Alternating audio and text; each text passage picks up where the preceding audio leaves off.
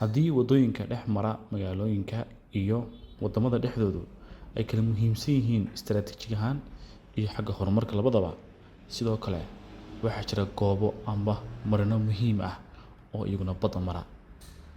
Maanta waxaan ku soo qaadanaa mid ka mid ah marinada ugu muhiimsan uguna taariikh faca weyn adduunka, Bab al-Mandab Strait.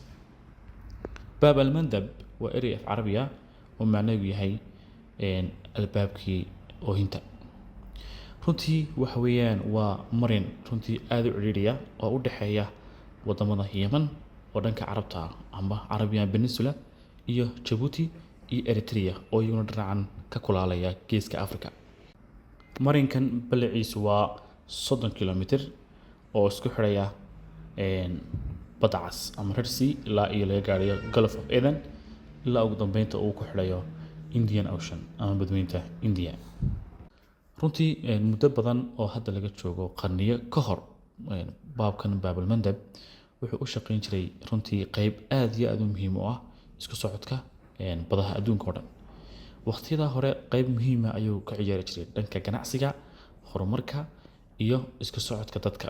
Runtii wuxuu isku xiri jiray Mediterranean Sea, badda Mediterranean-ka oo dhanka Europe iyo Talyaaniga iyo Libya iyo Egypt ilaa iyo Asia waddamadayna dhinaca bariga fog ku yaala oo isku mari jiray marinka aadka u yar runtii muhiimka laakiin ah. Ganacsatada iyo dhammaan waxa la wixii agab laga soo dhoofinayo Egypt, Talyaaniga oo bariga Romaaniyiinta loo odhan jiray iyo Hindiya ayaa dhex mari jiray biyahan. runtii waxyaabaha ugu muhiimsan ee ay qaadan jireen wax ka mid ahaa xariirta iyo dhagxaanta qaaliga oo ganacsi ahaan loo isticmaali jiray si ay iskugu bedeshaan qoloba wixii ay hayso qolada kale. taariikhdiisu aad bay u dheer tahay, muhiimaddu leeyahay mid la soo koobi karo maaha. qarniyo ka hor baa la yaqaanay, wuxuuna ahaa meel dadku ay u arkaan inuu soo gaabiyey safar dheer oo laga soo wareegi lahaa wadamo fogfog oo Afrika oo dhan.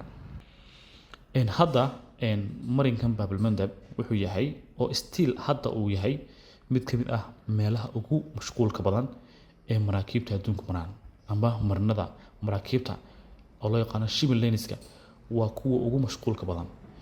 xagga dambe video-ga ayaan ku soo bandhigi doonaa statistics-ka iyo xogta inta markab ee u kala gooshta dhinacyada Mediterranean-ka iyo Indian Ocean-ta oo runtii aad iyo aad u fara badan sanadkii iyo marka la eego bil kasta sidoo kale. runtii waa marin biyood aad iyo aad muhiim u ah xagga saliidda, isku socodka saliidda iyo gaaska oo ka imanaya Persian Gulf xagga khaliijka, wadamada khaliijka, Imaaraadka iyo Qatar oo ku xidhaya Europe ilaa laga gaadhayo North America iyo wadamada Latin America labadaba. boqolkiiba qiyaastii 10% saliidda u kala gooshta caalamka oo dhan iyo gaar ahaan wadamada Europe iyo Persian Gulf ilaa iyo North America boqolkiiba 10 ayaa maalin kasta ka soo mara. waqtiyadii hore waxay ku qaadan jirtay maraakiibta inay ka soo wareegaan South Africa si ay u gaadhaan Middle East iyo Europe amba Asia. qofka u socda ama markabka u socda Europe ama ka Europe ka imanaya Asia u socda waxaa khasab ku ahayd inuu ka soo wareego South Africa ama meesha loo yaqaano Cape of Good Hope. marinka South Africa isagoo loo yaqaano marinka rajada oo runtii masaafo dhan jireen 12,000 oo nautical miles. 12,000 oo nautical miles waa masaafo aad u dheer oo runtii ay ku qaadan jirtay maraakiibta u kala gooshaysa Europe iyo Asia. markii la furay marinkan Bab al-Mandab runtii waxa iyo Suez Canal-ka waxa runtii aad hoos ugu dhacay masaafadii in gaadhaysa 7,000 oo nautical mile iyadoo meesha laga saaray masaafo dhan 5,000 oo nautical mile. runtii waa masaafo aad u dheer oo dhinacyo badan taaminaysay xagga dhaqaalaha iyo isku socodka fudud ee maraakiibta adduunka. markay noqoto dhawaanshaha masaafada runtii waxay kor u qaaday xaggii koska amba kharashaadka shidaalka ka baxay maraakiibta iyo waqtigaba ay runtii aad iyo aad talaabadani qayb weyn ka ciyaartay iyo horumarka dhaqaalaha adduunka. sidoo kale waxa ay aad iyo aad qayb uga qaadatay dhaqaalaha iyo maciishada qiimaheega labadaba oo iyadoo runtii aad qiimahaasi alaabuhu ay hoos ugu dhacayaan si ay dadku ugu awoodaan noloshooda caadiga ah. haddaba dhanka kale waxaa jira caqabado iyo runtii dhibaatooyin ku wajahan marinkan oo ay ugu horeyso burcadbadeeda. maadaama uu istaraatiijig ahaan uu muhiim yahay marinkani, waxaa jiray wadamo badan ama quwado badan oo adduunka ah oo daneynayay ama isha ku hayay inay ka samaystaan saldhigyo military agagaaga amba ereyooyinka ku xeeran baabalmandabka. ciidamada badda oo wadamo badan ka socda ayaa runtii wareega marinbiyoodkan si ay u ilaaliyaan badbaadada ama badqabka maraakiibta u kala gooshaya daafaha dunida, iyo sidoo kale si ay uga hortagaan burcadbadeeda ama piracy-ga iyo wixii kale ee khatar ah ee ka yimaada dhammaan zoonahaas oo dhan. dhammaan wadamadaas saldhigyada military ku leh baabalmandab waxay ka wada furteen wadanka Djibouti. waxaa ugu horeeya United States amba Mareykanka. saldhigiisa Cable Monere waa ka ugu weyn ee Mareykanka ku leeyahay guud ahaan Africa ayaa Djibouti ku yaala. waxaana runtii uu aad uga shaqeeyaa ka hortagga burcadbadeeda iyo dadaal kasta oo lagu xasilinayo amniga mandaqada. waxaa ku xiga isaguna China ama People's Liberation Army Navy plan loo yaqaano ayaa isaguna wuxuu ku leeyahay saldhigiisa ugu weyn Djibouti. saldhigan ayaa wuxuu taageeraa dhammaan dhaqdhaqaaqyada ay sameynayaan ciidamada baddu ee China ee ku gadaaman Gulf of Aden ama marinbiyoodka Cadan. Gulf of Aden waxaa ka siiya logistical support amba fududeyn dhan kasta oo ay noqoto maraakiibta kuwa dagaalka iyo kuwa ganacsiga ee meesha maraya. waxaa kaloo isaguna saldhig ku leh wadanka Faransiiska oo isaguna qayb muhiim ah ka ciyaara ka hortagga burcadbadeeda iyo xasilinta ammaanka Afrika iyo Middle East-ka bariga dhexe labadaba. sidoo kale Japan ayaa iyaduna ku leh saldhigeeda kaliya ee dibadda ku leedahay. asal ahaan Japan wadan kale oo ay ku leedahay saldhig military ma jiro aan ka ahayn Djibouti. kana waxaa lagu talagalay inay ku ilaashato danaheega dhaqaale iyo maraakiibteeda ganacsi ee u kala gooshaya Europe iyo North America.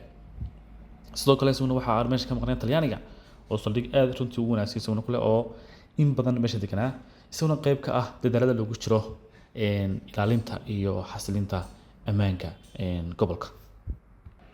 marka laga yimaado muhiimadiisa marinkan uu u leeyahay dhanka dhaqaalaha iyo istaraatiijiyadda, sidoo kale waxa uu xarun u yahay kala duwanaanshaha bey'adda iyo nolol dabiiciya oo aad u qurux badan. waxaa runtii ku xeeran nolol kala duwan oo xagga kalluumeysiga noocyadiisa kala duwana iyo xeebo aad u qurux badan oo dhulka u dhow meelahaas oo dhani ay runtii ku raaxaystaan quruxdiisa iyo viewgiisa intaba, kaasoo ka dhigaya inuu qayb laxaad ka ciyaaro ilaalinta deegaanka iyo isbedelka cimilada labadaba. waxaa kale oo uu qayb muhiim ah uu ka ciyaaraa dhanka isku bedelka iyo isweydaarsiga culture-ka iyo dhaqamada dhammaan dadka ku xeeran baabalmandab iyo ganacsiga iyo dalxiiska iyo nolosha caadiga ah ee maalin walba dadka xeebahaas ku nool ay wadaagayaan. dhanka kale waxaa iyaguna jira khataro kale oo runtii ku gadaaban marinkan oo saameyn weyn ku yeelan kara muhiimadiisa dhaqaalaha iyo nolosha deegaanada ku gadaaman marinka baabalmandab. waxaa ugu soo horeeya xiisadaha xagga siyaasadda iyo juqraafiyadeed ee ka taagan marinkan oo ay number 1 ka tahay Xuutiyiinta. runtii waqtiyadii ugu dambeeyay ama muddooyinkii ugu dambeeyay waxaa jira weeraro fara badan oo ay soo qaadeen qolyahan Xuutiyiintu oo ay ku qaadeen maraakiibta maraysa marinkan baabalmandab, taasoo keentay in su'aalo badan iska weydiiyo ammaanka iyo safety-ga uu marinkan leeyahay. sidoo kale waxaa jira wadamo ku tartamaya saameynta ay ku yeelanayaan ama danahooda ay ku ilaashanayaan baabalmandab oo ay ugu horeeyaan regional powerska amba quwadaha gobolka oo ugu horeeya Sacuudi Carabiya, Iran iyo Egypt, kaas oo mid kasta danihiisa khaaska ah uu ku ilaashanayo marinkan baabalmandab. qodobka labaad isaguna waxa weeyaan burcadbadeeda oo ah khatarta ugu weyn ee weligeedba ka taagnaan jirtay gobolkan, isla markaana saameyn weyn ku yeelatay badqabka nolosha badda iyo maraakiibta adeegsanaysa intaba. iyadoo ay jiraan dadaalo fara badan oo ay sameeyeen wadamada adduunka ama quwadaha adduunka oo ay saldhigyo ka furteen Djibouti si ay uga hortagaan burcadbadeeda oo marinkan nabad u noqdo, haddana mar walba shakiga ah ama khatarta ka taagan gobolka in burcadbadeedu attack amba weerar ay sameyn karto anytime waxa weeyaan waa wax isaguna meesha ku jira oo aan laga saari karaynin. marka khatartan joogtada ah ee taagan ayaa mar walba waxaa keenaysaa inay wadamada adduunku ay heegan ku jiraan boqolkiiba boqol si ay uga hortagaan in waxyeello soo gaadho maraakiibta maraysa marinka. qodobka kale isaguna dhibaatada weyn ku ah waxa weeyaan climate change ama isbeddelka cimilada, kaasoo laba qodob ama laba ereyo ka saameynaya. Ta ugu horeysa waxa weeye isbeddelka cimilada gaar ahaan waxay keenaysaa kor u kac xagga levelka biyaha badda, kuwaas oo saameynaya guud ahaan infrastructure-ka amba kaabayaasha dhaqaale ee ku xeeran ama ku teedsan xeebaha baabilmandab ku dhow, kuwaasoo marka dambe keeni kara inay khalkhal geliyaan isku socodka iyo dhaqaalaha iyo horumarka wadamada dhammaan ku teedsan baabilmandab. sidoo kale waxaa iguna meesha ku jira oo aan laga saari karaynin isbeddelka cimilada gaar ahaan dhanka cimilada oo ah xaalado degdeg ah oo ku yimaada cimilada caadiga ah, oo maraakiibtu marka ay badda ku jiraan waxay la kulmaan duufaano waaweyn oo aan hore loo arag. taasina waxay qayb ka tahay isbeddelka cimilada. waxay dhibaato weyn ku haysaa maraakiibtu inay si nabada ay ugu dhex gooshaan badaha waaweyn iyo marinkan baabilmandab intaba. qodobka ugu dambeeya ama khatarta ugu dambeysa ee ku xeeran waxa weeyaan mid iyaduna runtii aad iyo aad runtii muhiim u ah oo ay tahay dadku inay ku baraarugsanaadaan waa badqabka deegaanka.